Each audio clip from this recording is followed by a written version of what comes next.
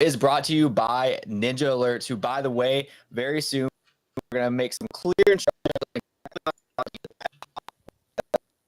Not too late. Be sure to that video You look when it crazy, drops. bro. What you mean? Your internet looks crazy right now, bro. What the hell is going on? Yo, someone just started streaming porn at your spot, dude. Nah, you look super crazy. Been online too much today, but let me get through this introduction real quick. We got some awesome guests Okay. today. If I could hear you. You want to take it, Ken? Nah, you got it. You got it. Nah, you got it. We got Robin from Libaro against Ordinals. Billy, one of our regulars on the show now with the Sun Kiss video, the 1080p quality. Thanks again for being here, Billy. He said sun kiss. He say got a sun kiss going on. No sun today. Banter. Hold on. Let's put him in full screen. Let's see if we can see any in the sun.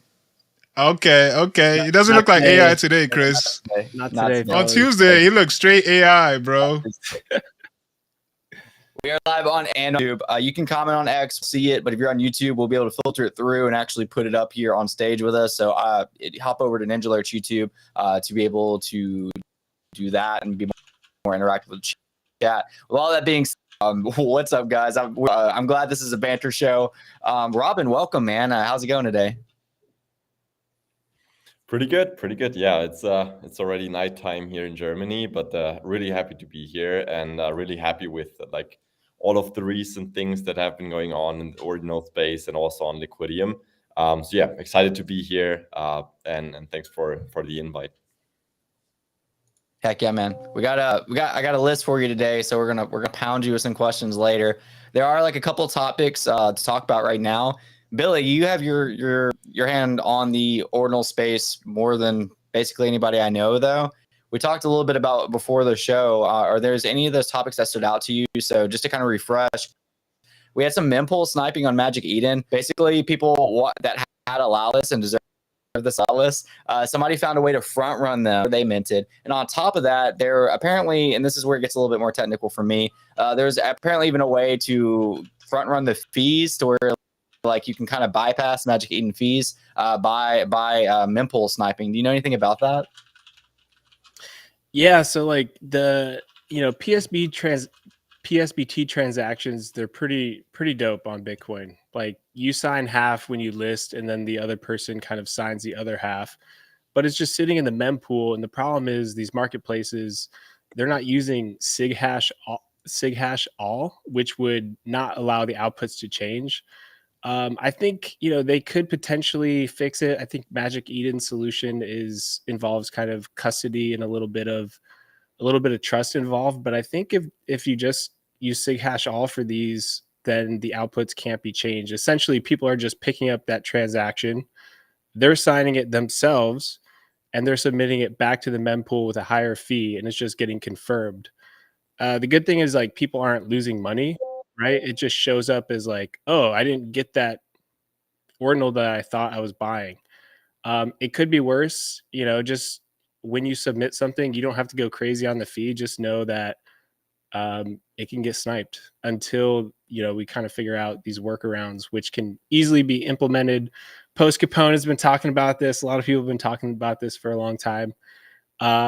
Yesterday, there was the coding club with some of the core devs, Casey, Raf Jaff, and something came up. And I just want to correct from the Tuesday show.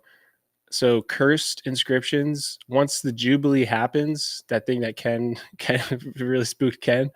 That Christian holiday, right? Or the Jewish one. The Ouija board. Yeah. So like when the Jubilee happens, essentially everything that's cursed will stay cursed, stay negative numbers. And then if you try and create cursed, they'll get positive numbers. I think Charlie was saying there would be this blessing, occurrence where like 200,000 inscriptions would go from negative to positive, but that's not the case. If it's cursed now, it'll stay cursed forever. But the methodology changes, right? So like if you try and make it cursed, it'll be positive. It'll no longer be cursed.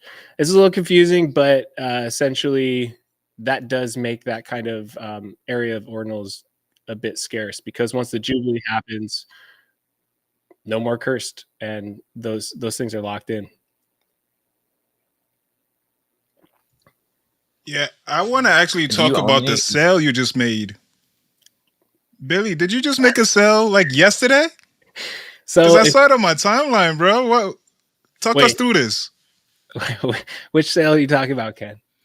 Remember when you came on here on Tuesday and you gave us a demo of the arts that turns into abstract, like any ordinal that turns abstract? And Oh, I think yeah. I saw you posted.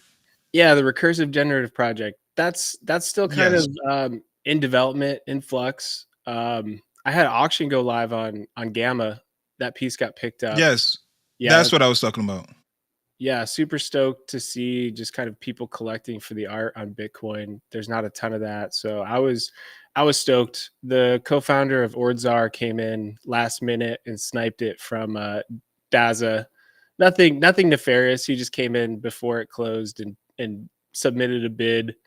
And on ETH, there's this thing called like bidders editions, where people like send everyone who bids like another NFT.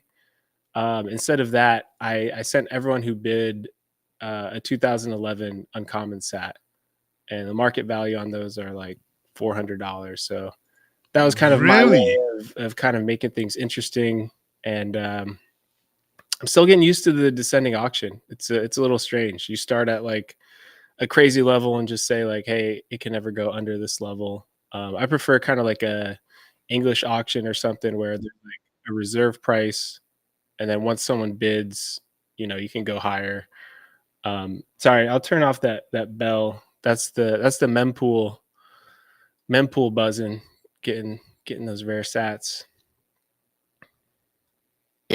Getting the rare sats in real time. Real time, yeah. Heck yeah, man. That's awesome.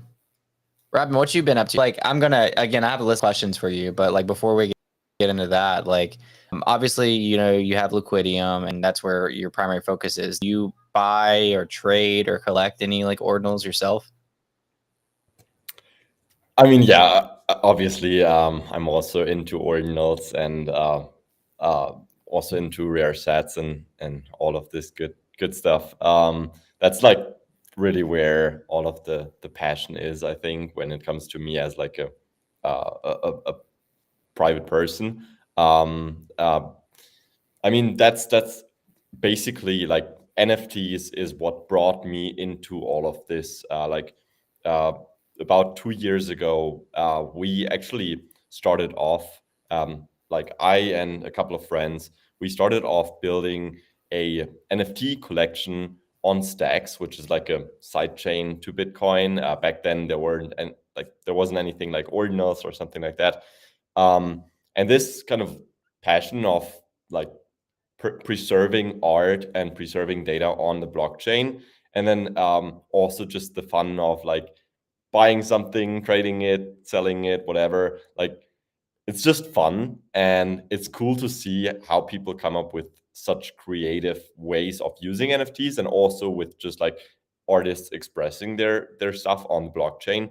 And yeah, obviously it's fun to me and a hobby to me. And then I guess just the the question of what can you actually do with NFTs is what brought me to this business that we're doing right now in the long run. Heck yeah, man. That's great. I mean, that led into the first question of like, how'd you get into ordinals? So you started off on Stacks, so that answered the question. And then just kind of bridge ordinals from there. I guess we'll go on to like what inspired you to start Liquidium, and kind of like building off of that, like what was the initial vision behind the platform? And before we even get into that, what is Liquidium? The viewers that might not know. Yeah. Okay. So couple of things. For Liquidium, so Liquidium is a peer-to-peer ordinal lending platform. So what does this mean? Basically means you have two peers, a borrower and a lender, right? And borrowers can actually go to our platform. If they have an ordinal, they can use it as collateral and they can borrow Bitcoin against it. This basically allows the people to use their ordinals that are illiquid, and they can get liquidity with it without having to sell their ordinal. So that's kind of the whole idea behind the product. That's what it enables the people. To the ordinal holders specifically. And then you have the other peer, so the lender, which is the person who is lending their Bitcoin to the borrowers, and they can earn a yield on their native Bitcoin, which is also quite cool because on Bitcoin, you never had like a non-custodial platform where you could actually earn a yield on your native Bitcoin in native Bitcoin. And now with Ordinals, it was the first time that we could build a lending platform on Bitcoin because we had something we can collateralize, which is Ordinals in our case, right? So that's the overview about Liquidium, giving borrowers access to liquidity against their Ordinals, giving lenders the possibility to lend Bitcoin and earn a yield. And then how did we get into all of this stuff, right? Like, as I said, with NFTs, this is kind of where we started on Stacks. Stacks NFTs, why did we start on Stacks? I think I always had a fundamental belief in Bitcoin as the most secure and decentralized blockchain. And I think that's kind of common sense in the Bitcoin space. And the reason why a lot of people are here now. And with this in mind, and also Bitcoin having the largest market share amongst all cryptocurrencies, it was just natural that I wanted to build something as close to Bitcoin as possible. And back when we started, there wasn't something like Ordinals, and Bitcoin was just this transaction layer or like store of value to some degree. I'm sure it is more, but that was kind of the conception about it. So that was why I got like interested into Stacks, because it actually enabled people to build DeFi protocols, build NFTs, and so on close to Bitcoin. But when we launched and sold out our NFT collection, I wanted to provide something to our holders, right? Like I just thought, okay, what can you actually do with NFTs? Yes, obviously you can have art, but at the core of an NFT, it's basically a digital certificate of ownership, right? Like it just tells you, hey, I'm the owner of this piece of art, but you can transfer it to everything. And if we think about what can you actually do with an NFT, it's basically you can verify the ownership of everything. And this automatically lets you think about, okay, what is ownership? What is attached to ownership? Where do you need a certificate for ownership? And what can we replace with NFTs in the long term? So there's housing, there's real estate, there's cars, there's pretty much everything. And now the question is like, okay, what can you do with, for example, a house or real estate? It's always valuable. And one of the biggest use cases in the world is using these ownership assets like houses and going to a bank, getting a big loan against it, and then just like repaying it. And you get to keep your house, but you also got liquidity. It's like that the lending market is massive. And thinking about NFTs in the way that it will naturally at some point replace physical certificates of ownership because it's more secure on the blockchain and more transparent, we thought, okay, let's just build this infrastructure that eventually will be built anyways, right?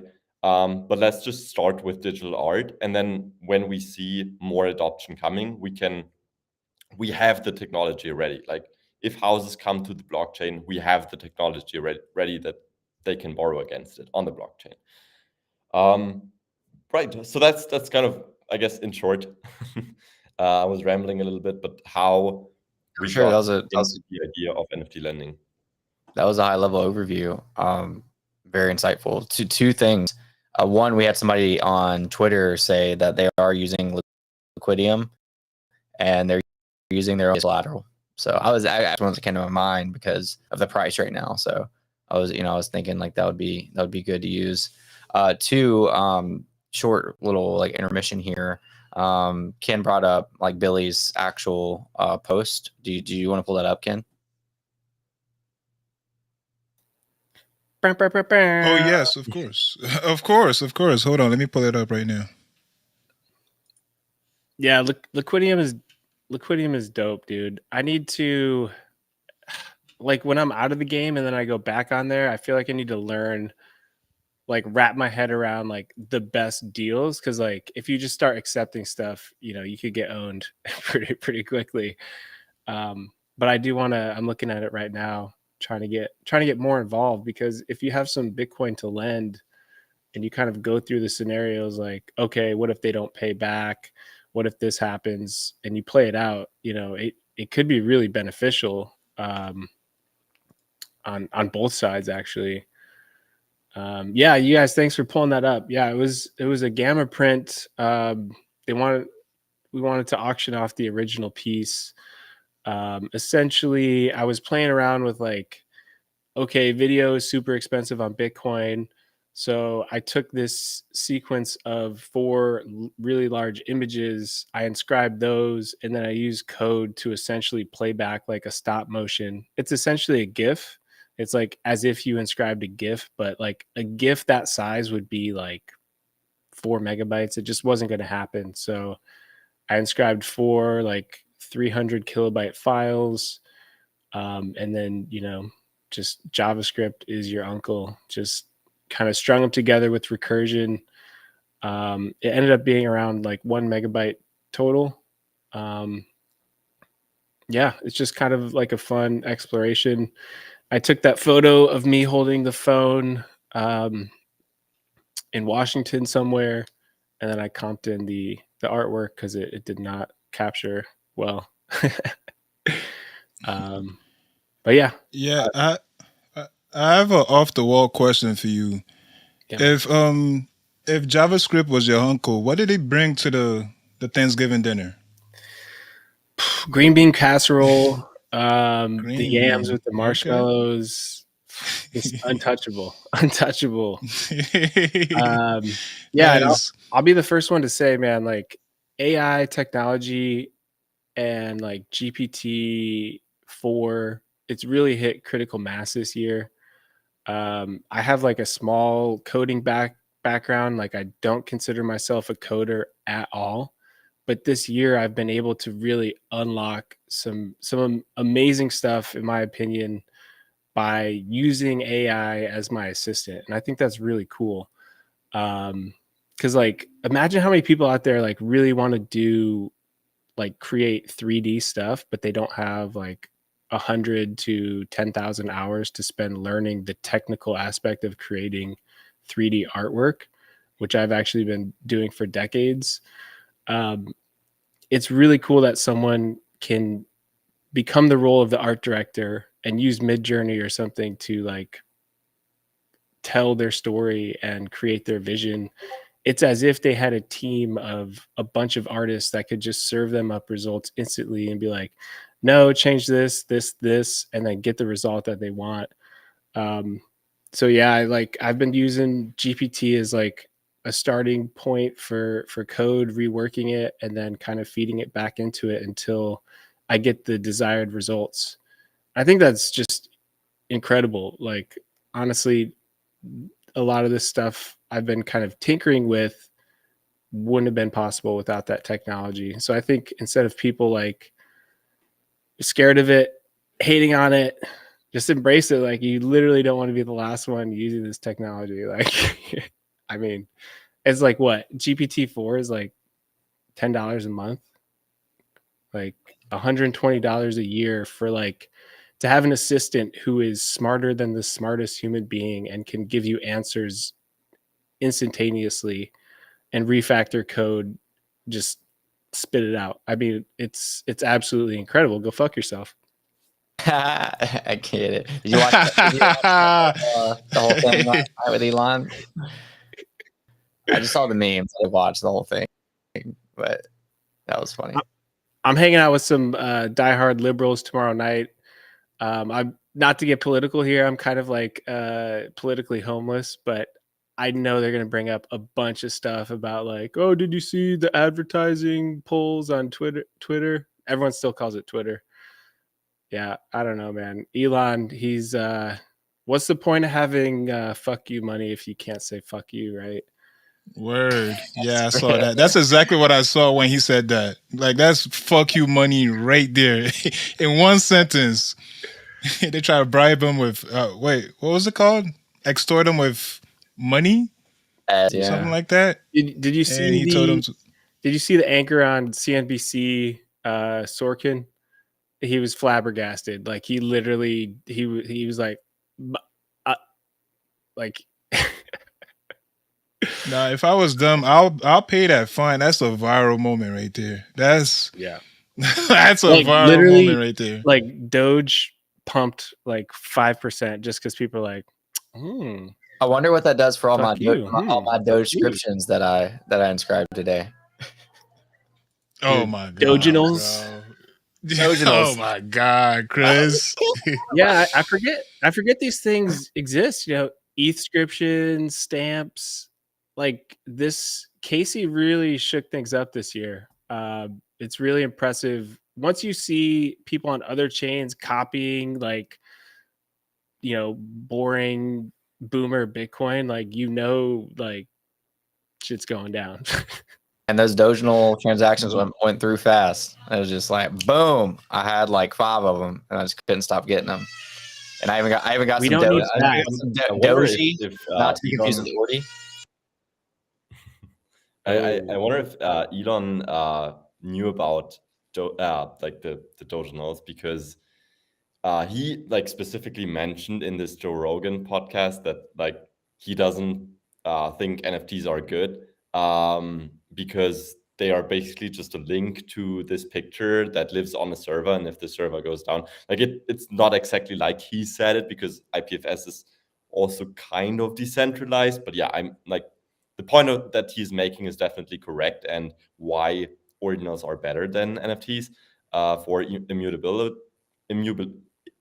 Yeah, you know the word. But yeah, yes, immutability. Exactly.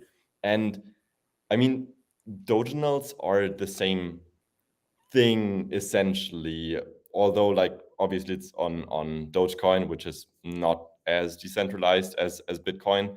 But yeah, he said it when there were Doginals, and he never said it before, and he is a massive Dogecoin fan. So I don't want to spread any rumors here, but I'm just wondering if he knows about Doginals and Ordinals as well.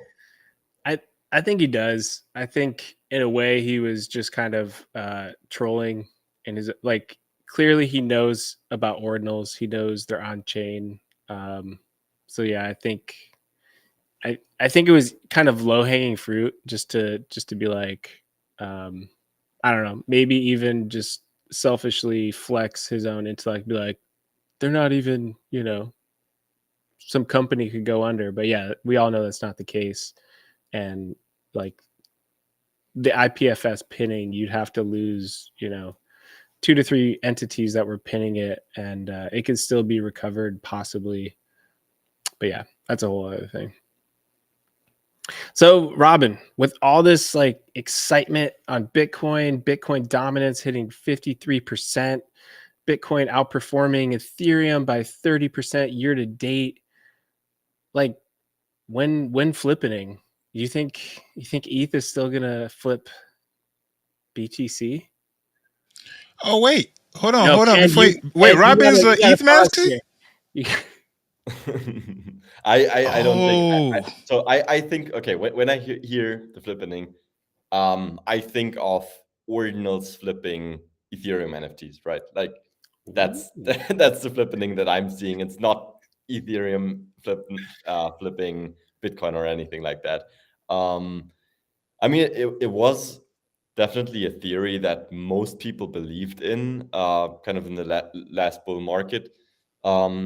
However, what we're currently seeing with just ordinals outperforming Ethereum NFTs like crazy, I don't think that is the case soon. And I mean, now we see countries adopting, we see we see countries adopting Bitcoin and stuff like that. Like Argentina, I think now is really pro Bitcoin. I don't know if they have made it a legal tender yet.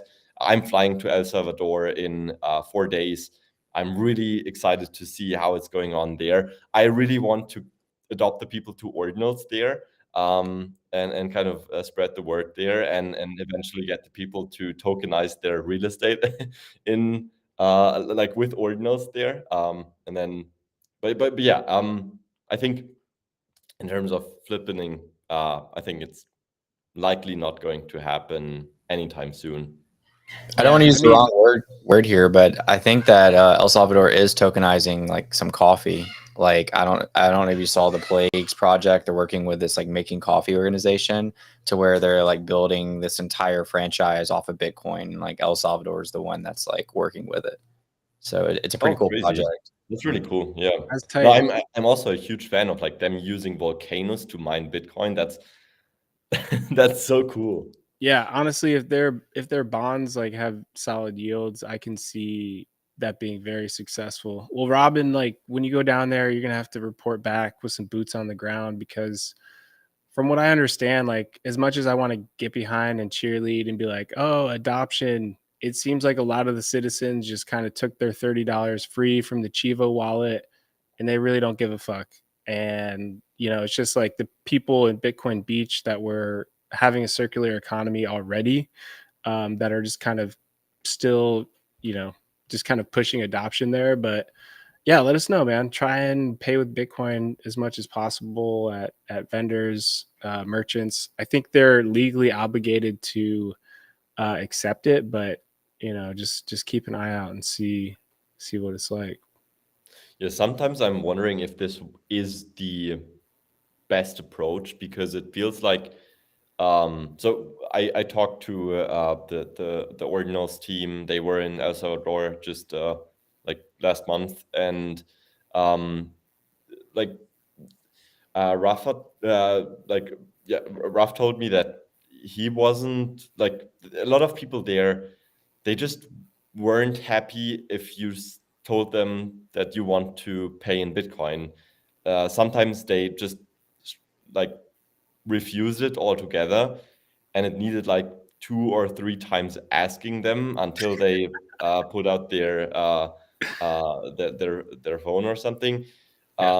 So it's like I don't know if Bukele is shoving it down their throats too much, if you know what I mean.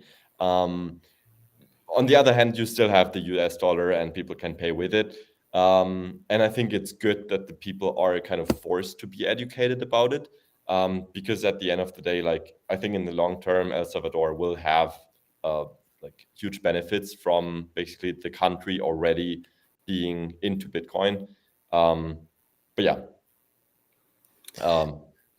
Yeah, that just reminded me, Michael Saylor, another massive buy of Bitcoin for MicroStrategy.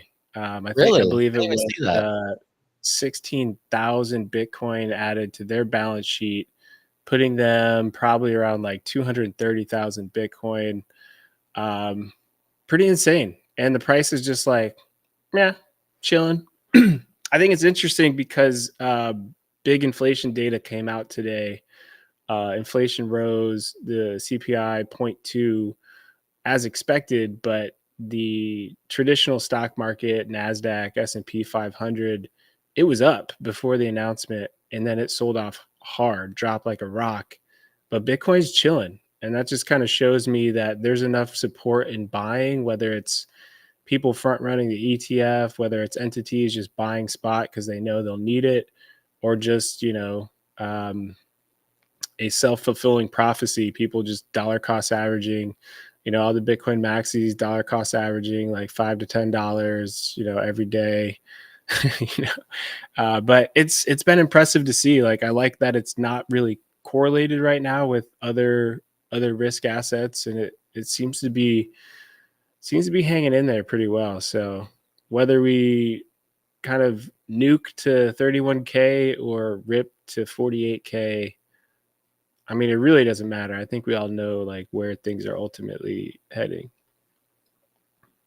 Is that the like the call right now is like either 31 or 48?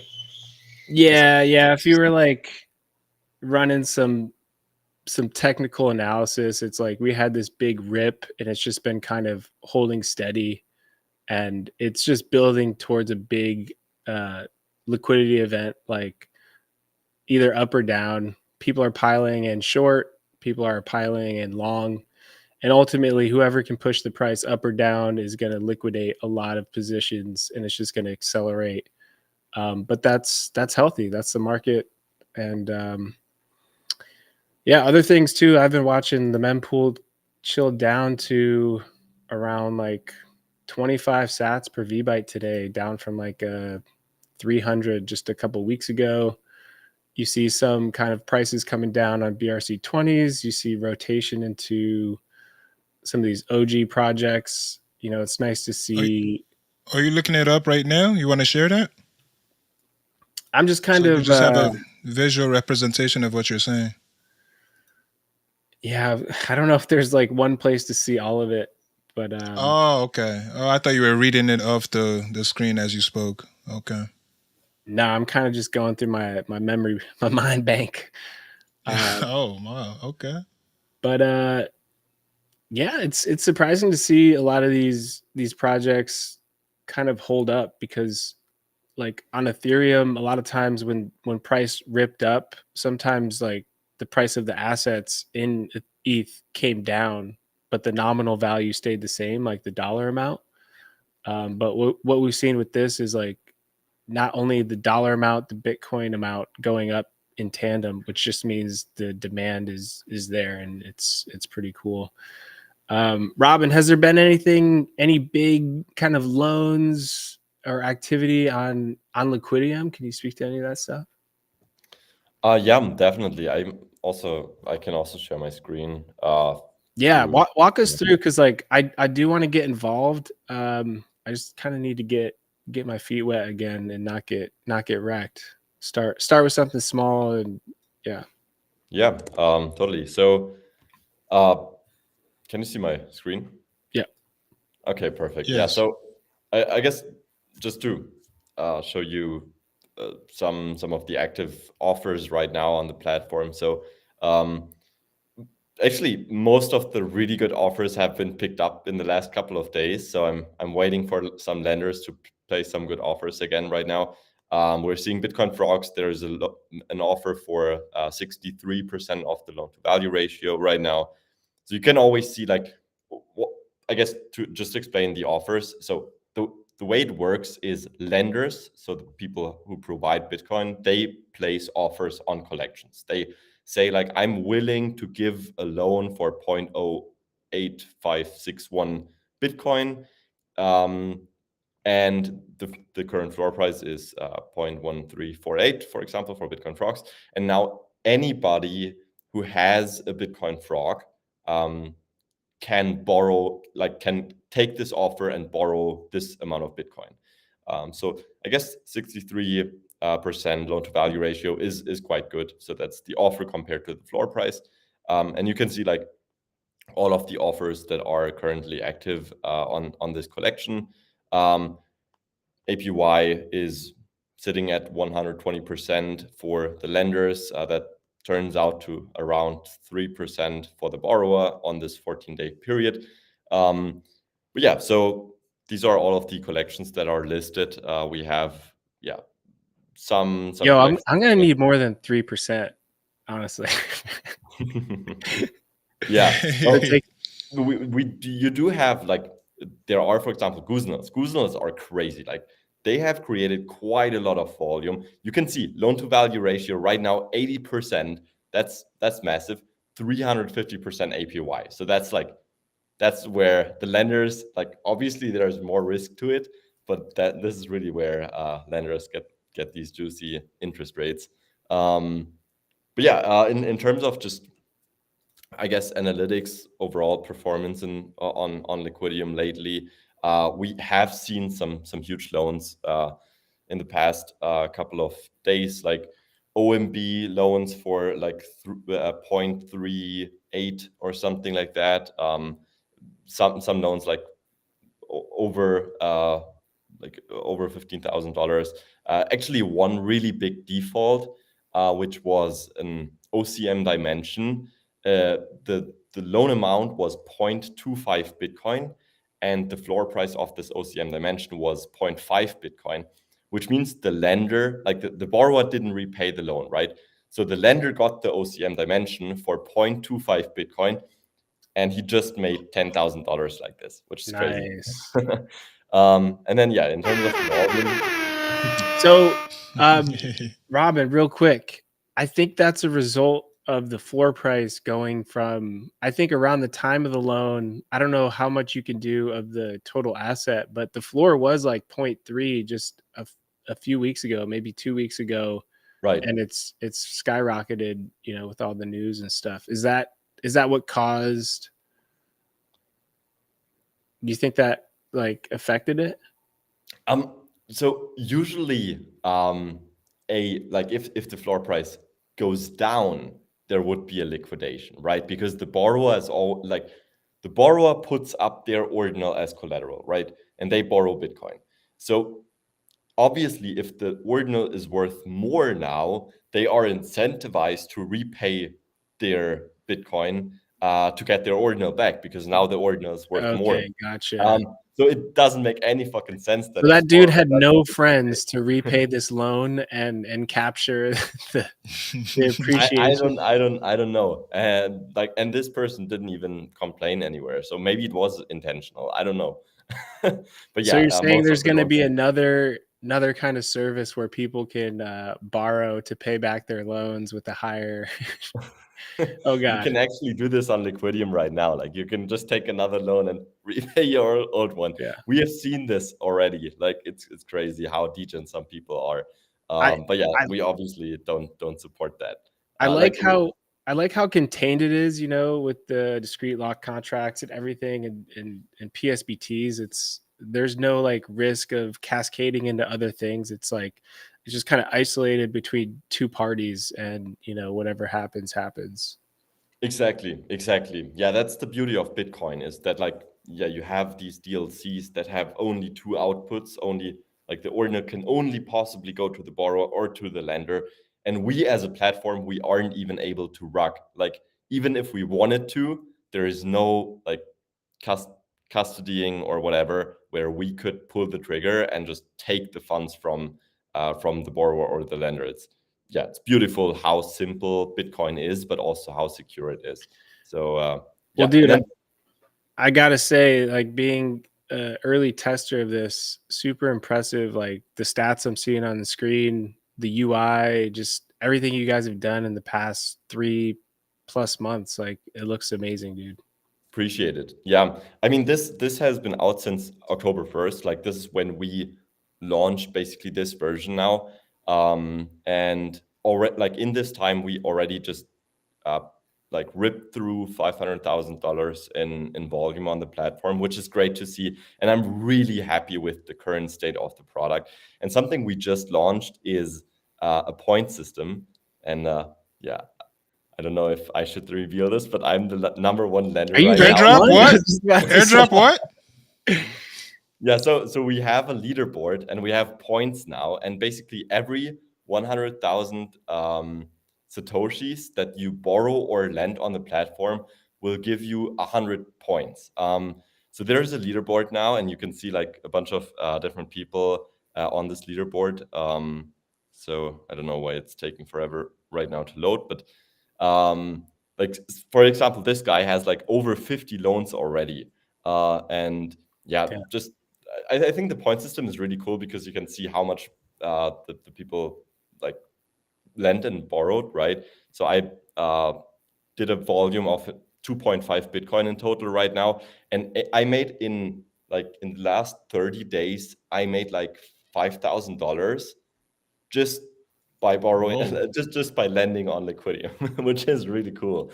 Like I'm I'm a massively bullish user of Liquidium. I'm not just only bullish building it, but I'm also using it because I make a ton of money with it. So yeah, that's really interesting. Dude, that's awesome. I mean, that makes me bullish. I love to see people using their own product. It's that good. That's awesome. Definitely. Yeah. No, I think it's important that you're also convinced about your product yourself, right? Like and you enjoy using it and building it. Yeah, so I'm really happy that we have built this product that that I enjoy using. So I know just the whole like process of like lending or borrowing, you kind of need to be like somewhat experienced, obviously, before like just going into it. But for someone trying to like ease into it for the first time, do you have like a recommendation of like, how they could get started, or like a route they could take, or something like that? I've never done anything like this. Obviously I've like borrowed and stuff for like, regular assets, but never in crypto. So Yeah, absolutely. So obviously, I don't want to give any financial advice or legal advice or whatsoever, but I guess a fairly safe way to approach it is just to look at to focus on the blue chip collections like OMB, Bitcoin Frogs, and maybe even DGOTs or something like that, where you have like a floor price that is not extremely volatile. I mean, obviously, like NFT and ordinal floor prices are volatile compared to other assets, but OMB, for example, compared to another ordinal collection is possibly less volatile in terms of the floor price. And then if you it depends if you want to be a lender or a borrower. I can kind of go into both sides, but if you want to be a lender and want to lend your Bitcoin to earn a yield, I think a safe way to approach it is to look at an ordinal collection like OMB or something you really like personally, and you could see yourself buying a piece of this. And then let's say the floor price is at 0.5 Bitcoin, and now you just try to offer 0.3 Bitcoin because you say, hey, I'm happy to buy an OMB at 0.3 Bitcoin, but I'm also happy if I just get some yield on my Bitcoin, because these are essentially the two scenarios. Scenario one is the borrower repays and you will get Bitcoin back. And scenario two is the borrower does not repay and you basically get the ordinal for the loan amount, which is 0.3 in this case, for example. I think if you stay under a loan to value ratio of like 70%, you are playing a fairly safe game because loan durations are really short on Liquidium. That's one of our, I guess, key features to some degree. So for example, OMB is just 14 days. And if you believe like the floor price will not drop more than 30% within 14 days, you can make the decision yourself to be like, okay, cool, I take the risk for lending this, right? Okay, so this is on the lender side, and then on the borrower side, I would go as far as saying there is basically no risk as a borrower, because what you're doing as a borrower is you are putting up your ordinal as collateral and you get Bitcoin. Now, let's say the floor price of this ordinal that you put up crashes to zero. You still have the Bitcoin. You don't have to repay. So it's like at the end of the day, as a borrower, you always have the Bitcoin that you borrowed and you don't have to repay. On the other hand, the risk of being a borrower is that if you want to have your ordinal back and you really just want to have like a loan and want to repay it, there is the risk of you just forgetting about it and not repaying and losing your ordinal, right? At the end of the day, you will still have the Bitcoin that you borrowed. But that's why we also as a platform put a focus on having email notifications and Telegram notifications where you're just notified like, hey, your loan is about to expire. Like, please check it in case you want your ordinal back, and stuff like this. Like, we try to focus on having the default rate as low as possible. So right now it's at about 8%. Most of these defaults were on purpose.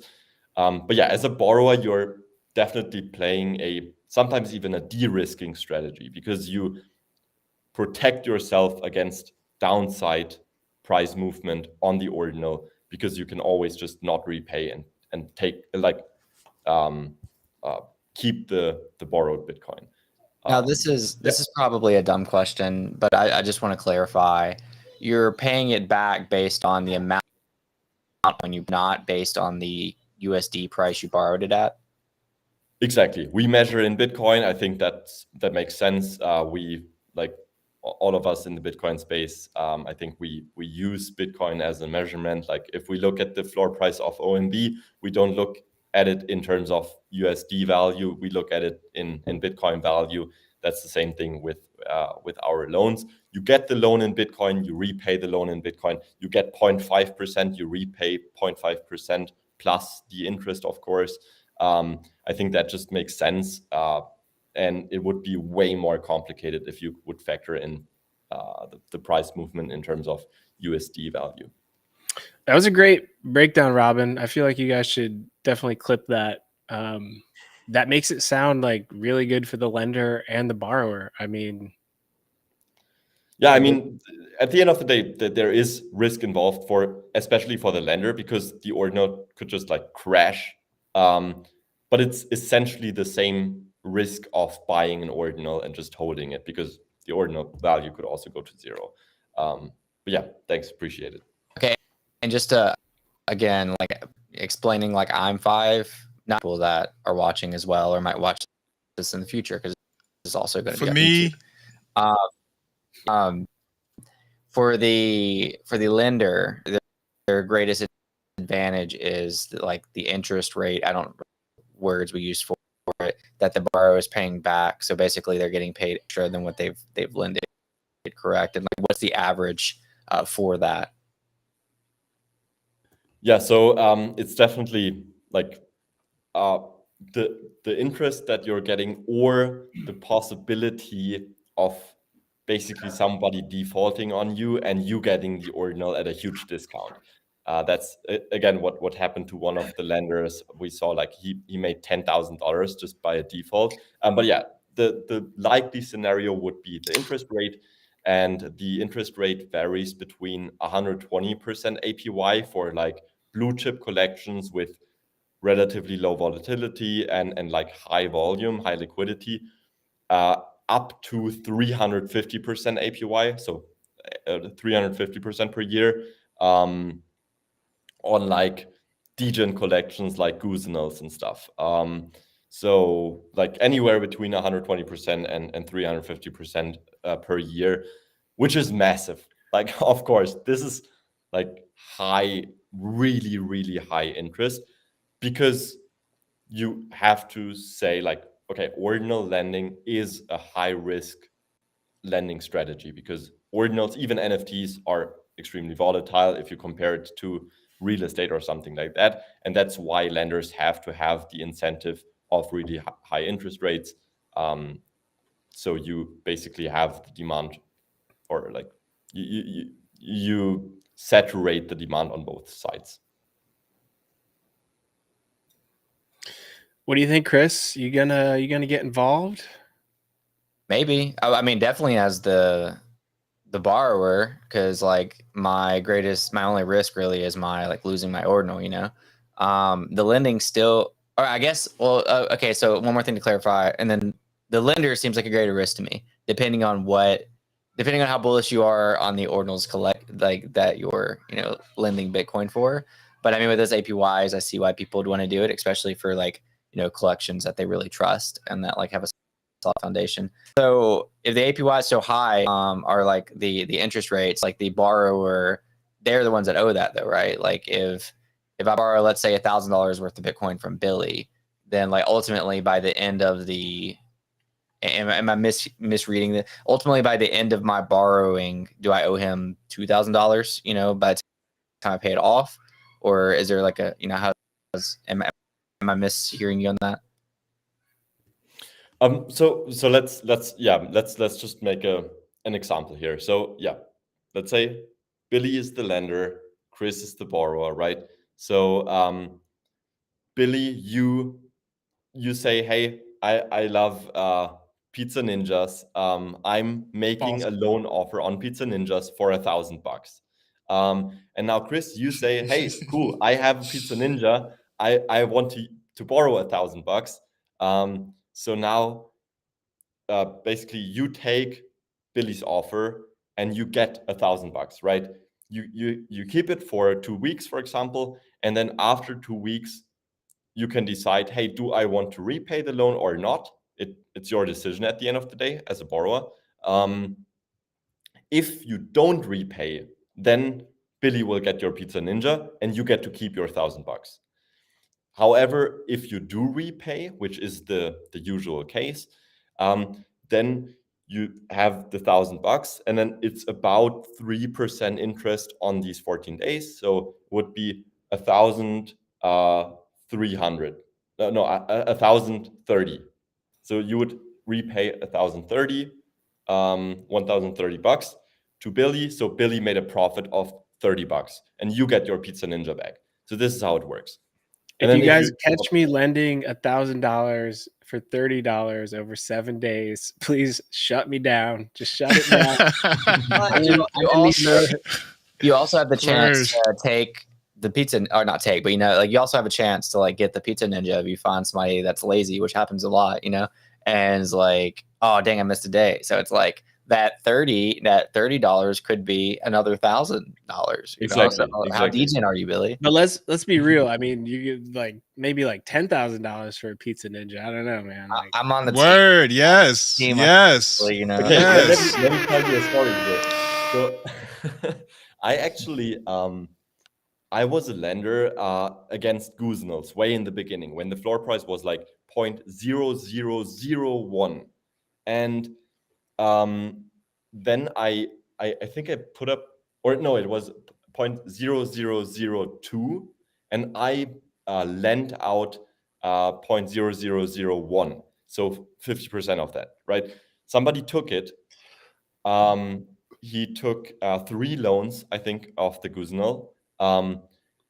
The floor price went down to 0.00008, so below the loan amount, right? So I got defaulted on 3 Ordinals, and then within 1.5 weeks, the floor price did a 30x. Oh, really? Ordinals. I made all of my money back plus a lot of additional money, and I still keep one as a long-term play. So nice.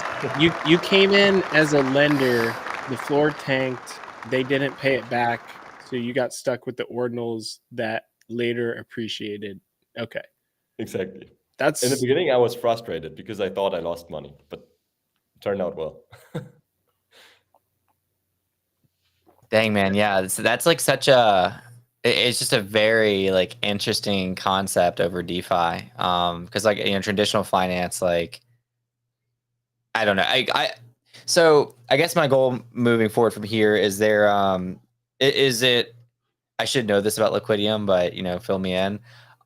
Is it strictly Ordinals, or like, are you guys going to do other assets? Do you currently do other assets? What's your long-term or mid to long-term goals, with Liquidium?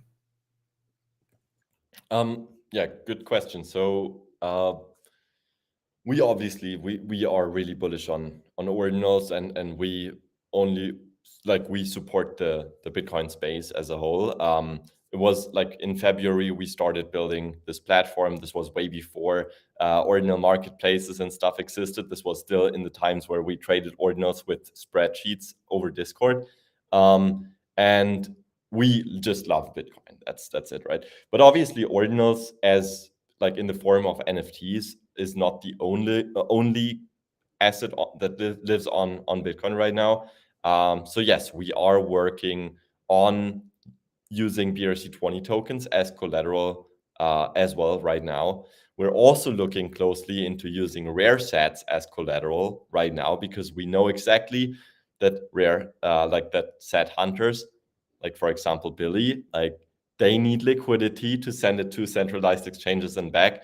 So why not just use these rare sets that you extract every time, collateralize them, borrow against them, and have more liquidity to route it through the exchanges. This actually gives you the possibility to get liquidity, but also keep your rare sets. But yeah, definitely a lot of different things that we're looking at in the overall ordinal or Bitcoin space that we can use as collateral, not just limited to non-fungible ordinals. And actually, BRC20 is something that we believe to be able to roll out definitely this year. Robin, I need 30 Bitcoin. I'll give it back. Look, I just need it for 12 months. I'll give it back with 50% interest. Will there be any collateral? No. It's Ninja. Trust me, bro. It's Ninja. Yeah. I mean, my word, like I would never nuke my reputation for any amount of Bitcoin. I'm fully doxed.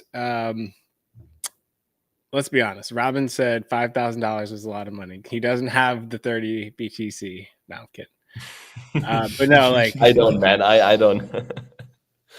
And Robin's gonna be like next year, man. I got socially engineered by this guy that used to be in the space, Billy. He said that he wouldn't trade any amount of Bitcoin for his reputation, and now he's way up north and somewhere in the northeast. so on a private island on a sun-kissed Google my name, and I guarantee like It's AI address, Billy. my address will pop up. It's pretty sad. I've been sadly in the public for a bit now. Well, you got a twin brother though that you could always like volunteer as tribute if things go south. We're fraternal, man. We're fraternal. Oh, okay. Never mind. I was thinking identical. Robin, I will DM you the Addy. You just send the 30 BTC there. Yeah, let's do it. From the liquidity. Oh, you were serious? Oh shit. Oh, okay. I need 100 BTC, and you just take my word for it. Trust me, bro. How about this? 100%, Robin. 100% back. There is about 10 Bitcoin in available liquidity on Liquidium right now. I just want you to take this first, and if you really take this 10 Bitcoin, and then that's too many transactions to sign. I just want to sign one. Just want to sign one. You guys, I'm gonna actually like play around with this. I might degen a little bit. Do it, man. Yeah. I feel like with ordinals, there's just so many opportunities with keeping an open mind. We had a new mining pool come out onto the scene, led by Luke Dash Jr. and Jack Dorsey, that claimed they were censoring ordinal transactions, but it turns out they're not censoring shit. They're confirming, they're like including ordinal transactions. So they're like, I think it was Reindahl. Yeah, he's been tracking, and he said that essentially they're running around taking victory laps on Twitter, and they're literally including them. So it would be stupid. So I'm a Bitcoin miner. I would never use their pool if they weren't taking the most valuable transactions and including them. So yeah, good riddance. If you want to run something that's restricting freedom and you hate money, yeah, good luck with that. I don't even think it's worth really talking about, other than just the kind of drama. Looks like Luke Dash Jr. blocked Casey today. It's just kind of a joke. It's like, if you really can't see the writing on the wall and how good this is for Bitcoin, I don't have time to explain it to you. Go fuck yourself. You need a coffee mug that says that. Oh, dude, that so every time you drink, yeah, that would have been critical. Yeah, I saw that little bit of drama, but I don't know, man. It's almost like silly, It's like we're arguing about like this stuff, and like most people still don't even like aren't exposed to Bitcoin at all. I don't know. They're, It feels they're like children, dude. It's like arguing about Bitcoin's for micro everybody, just not for you. It's like, yeah, you're a child. just wild. But Robin, thank you so much for coming on today. You really did break that down like excellent. Like I went in like having an understanding of what Liquidium is, but like now I'm like confident enough to actually use it myself. So like you brought me from like here to here with my understanding. So that was great. Thank you so much. And hopefully those watching right now on Twitter, YouTube, or somebody watching on YouTube later, we'll feel the same way and maybe feel confident enough. Ken, what are you gonna be the lender or the borrower? I'll borrow, Chris. You'll I'll borrow? borrow 100 BTC from Robin. Oh my. Just trust me. We won't even go through Liquidium. Just send it over to my wallet. Trust me, bro. Just trust me, bro. I got you. 100% in 1 week. Matter of fact, 1 week you get 100% back. Chris Robin, knows I'm good for it, right, Chris? Yeah, don't trust Ken. He'll disappear. I will take your house as collateral. Okay. My meta house, right? In the exactly. the metaverse. Okay, I got you. We're right at that hour. Robin, you've been fantastic, special guest. Thank you. Feel free to come back literally anytime. I know it's super late for you, so shout out to Robin for showing up late. Billy, as always, just contributing, leading the conversation with your high level discussion around all of this. Always appreciated. Hope you have a good time in Art Basel. I know that's probably coming up like next week. Definitely post, let us know what's going on. We might even pull it up on here and see what you guys got going on. Any final words before we close out? Yeah, man. Basel is gonna be fun. Hope to see some people there, and yeah, just keep fighting the good fight. I might borrow. I might put some ordinals up and borrow the money to go to Art Basel, and then try to pay it back by the time I get back. Idea. So, See, Robin, real quick, like, what do you think people are speculating on when they're borrowing? Oh, dude, there are a lot of things. But yeah, like I think one interesting story was just a couple of days ago. One guy borrowed money on Liquidium to fix his car battery. Like he actually used it in real life, the money he borrowed, which is crazy. But then most of the time, it's just like, for example, one guy, the guy on the leaderboard I showed you with like 50 loans, he took all of the loans to buy like a huge collection of OCMs, and then the floor price of OCM on like the Ethereum OCMs, right? Because they are now coming to Bitcoin, and he kind of had the alpha, and the floor price tripled, and now he has like this huge collection of OCMs and is really fucking thankful and happy about it. It's often just people borrowing on one collection and then actually buying more, so like leveraging the same collection, people borrowing against two OMBs to buy another OMB or something like that. That's what we see a lot of times. Love it. That makes sense. You're kind of like minimizing your risk, because you're probably already going to double down anyway. So why not borrow it? Exactly. Right. Awesome. Thank you guys so much for watching. We'll be back next Tuesday at the Bitcoin Ordinals Banter Show. I appreciate everybody on Twitter and